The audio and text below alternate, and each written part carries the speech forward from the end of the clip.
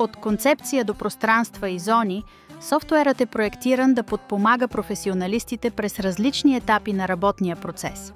От първоначалното проучване до моделирането на концептуални форми и първия контакт с клиента, софтуерът предлага инструменти, съчетаващи свобода на дизайна и спазване на местните строителни регулации. Нека видим как работи на практика. В началния етап на бързо моделиране, командата за гъвкаво изместване позволява инструментът за врати да поставя врати точно в стените и да ги модифицира при необходимост. Вратите са свързани компоненти на стената.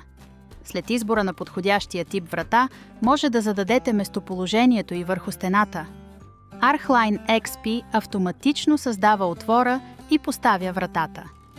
Вратата остава свързана с стената, осигурявайки прецизното й позициониране.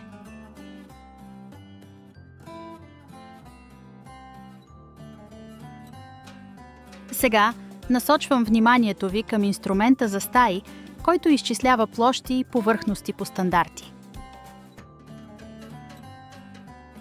Печатите на стаите се актуализират спрямо архитектурните изисквания чрез показване на свойствата.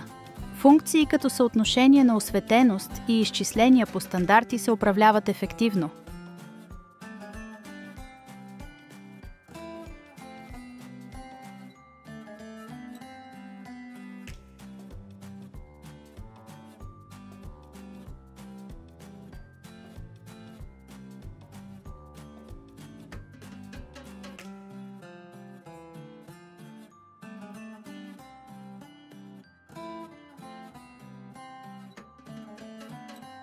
Да разгледаме конкретния случай на таванско помещение. Софтуерът разпознава и минимална височина като 1 метър и 90 см за стаи.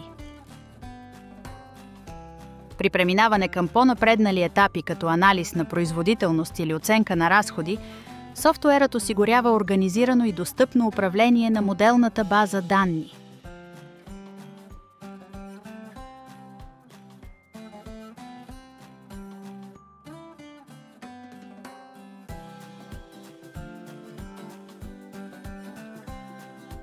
Зоните обединяват едно или повече пространства с общи условия, като собственост, отопление или климатизация.